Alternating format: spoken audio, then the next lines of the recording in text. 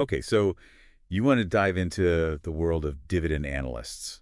We've got a whole stack of sources here. Hmm. Seems like they were practically made for you.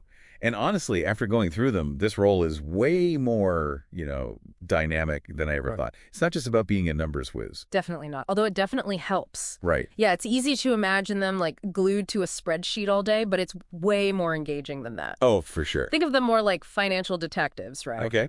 Yeah. Piecing together clues from market trends, looking at company performance, economic indicators, all that.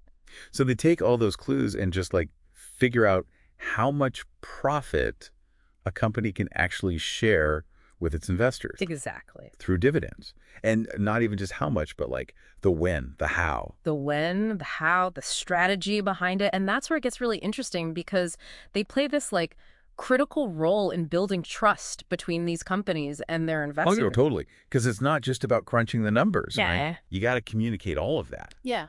And that's like a whole other skill set. Absolutely. And it has to be clear. It has to be transparent. Imagine having to tell like a nervous investor why a company's dividend payout is lower than expected. Ooh, yeah. That takes some serious communication skills right there, for sure. It's like they're taking this whole foreign language of finance and Yeah. translating it into something we can all understand. Exactly. Exactly. And I bet those communication skills, they go hand in hand with some serious problem-solving abilities too. Oh, absolutely. Because let's face it, the financial world, it's full of curveballs, right? Totally. Every day.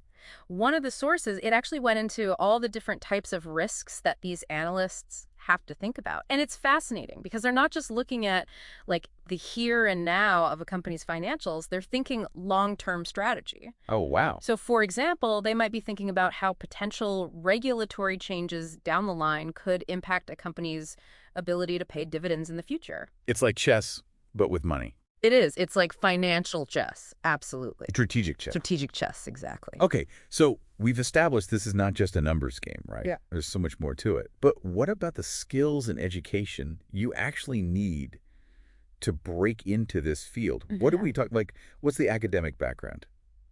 So it's probably no surprise that a strong foundation in finance is important, right? Accounting, economics, even mathematics, incredibly valuable. Yeah, makes sense. You got to be fluent in numbers, you know what I mean? You got to understand how financial markets work. It's Yeah. like we're talking reading comprehension to dissect those complex financial statements, Right. analytical thinking to identify trends, and then that problem solving to navigate those unexpected market shifts we talked about. Financial polymaths. Yeah, basically. Love it. Yeah. But what about advanced certifications? One source mentioned the CFA, Chartered Financial Analyst designation. What is that all about? So think of the CFA as like the gold standard in the finance world. It's globally recognized, and it tells everyone, hey, this person really knows their stuff when it comes to investment analysis, portfolio management, even ethical practices. Okay. And for dividend analysts, it's a big deal. Yeah. It shows they're serious, shows they've mastered those advanced financial concepts. It's a differentiator for sure. So it's not even just about having the knowledge. You got to prove you can actually use it. Oh, Okay. absolutely. Especially when we're talking about something as high stakes as managing, dividends for these companies. And that's what makes the career progression in this field really interesting. Okay. I like where this is going. Our sources, they painted this picture of a dividend analyst's career, like as a journey Okay. with those really important early steps. You know what I mean? Yeah. So entry level, you're still honing those analytical skills. You're assisting with calculations, gathering data, basically building the foundation. Right. Like a financial apprenticeship. Yeah, exactly. Mastering the tools of the trade. But where does that path actually lead? What does growth look like in this role? That's when things really start to open up. Okay. As you get that experience, you move from just the number crunching to like strategy development. Right. So a mid-level analyst might be doing their own research on companies, right? Analyzing financial statements, and then they take all of that and they present their findings. To Portfolio manager? Yeah, portfolio managers, investment committees, the whole nine yards. High stakes. High stakes, exactly, because their insights are having a direct impact on investment decisions. Wow. So it's not just, here's the data. At that point, it's more like, here's the data, and here's what it means for us. You're crafting the narrative. You're a storyteller at that point. And then you get to a senior level. Yeah. You might be leading a team of analysts, setting the whole strategic direction for dividend policies for a company, advising those top-level executives, managing relationships with stakeholders. You become this, like, trusted advisor. Talk about a career trajectory. Yeah, it's pretty impressive.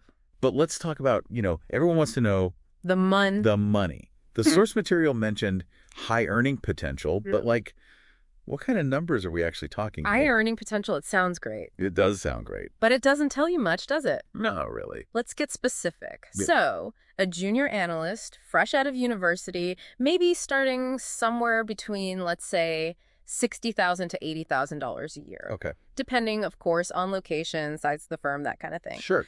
But as you gain that experience, you get those certifications we talked about, like the CFA. That's where that earning potential, it really kicks in. Okay, so give us the good stuff. What's the ceiling look like for a seasoned analyst in this field? So for those who reach those senior positions, especially in like those major financial hubs, think New York, London, Hong Kong, we're talking well into the six-figure range, potentially even multiple six figures annually. It's a field where your expertise, your experience, it directly translates into your earning power. So not only is it intellectually stimulating and impactful, but it also pays well. Right. That's a winning combination in my book. But, we can't forget about, I don't know what to call it, the algorithm in the room. Yeah, right. The sources talked about the role of AI. It's everywhere. It's everywhere, especially in the world of finance. They specifically mentioned this tool, RoleCatcher. What is that? RoleCatcher. It seems like a total game changer, especially for those looking to break into finance. Imagine like a digital career coach in your pocket helping you every step of the way. Okay, I'm intrigued. It can analyze those like really long, dense job descriptions. The worst. The worst, right. It can identify your key skills and then, get this, it can actually match you with potential employers who are actively looking for someone just like you. Wait, hold on. It matches you with employers. It's pretty cool. Like a dating app, but for your career. That's exactly what it is. Okay, tell me more. So instead of spending hours on those job boards, sending out like generic resumes, RoleCatcher just flips the script. It puts you on the radar of these companies who are specifically looking for your skills and your experience. It cuts through the noise. It cuts through the noise and gets you in front of the right people. So instead of just throwing something out there and hoping for the best, you're being way more targeted, putting your talents in front of the right people, right? Yeah, it's like a much smarter approach to job hunting. It's brilliant.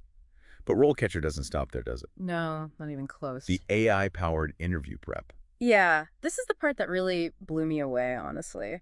Okay, so picture this. Yeah. You're practicing those interview answers, maybe even recording yourself, right?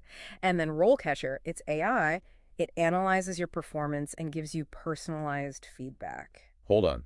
Okay, that sounds like something straight out of a movie.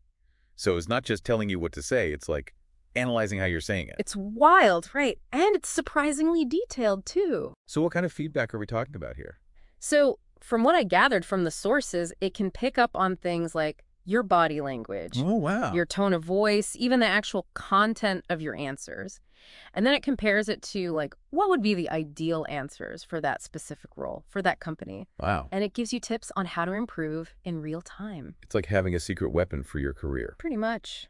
The power of AI. It's kind of mind-blowing, honestly. Yeah. Okay, so we covered a lot. The skills, the education, the career path, even AI. What's the one thing you want our listeners to take away from all of this? I think the biggest thing is becoming a dividend analyst. It's not just about being good with numbers. It's about thinking strategically, communicating clearly, being able to adapt, and even embracing these new technologies like AI. It's a dynamic field. Yeah, it really is. Especially for those who are ready to dive headfirst into the fascinating, always evolving world of finance. Well said. And who knows, maybe in a few years we'll be doing a whole deep dive on your successful career as a dividend analyst. Thanks for joining us today. Thanks for having me. It was fun. And for everyone listening, until next time, keep those minds curious.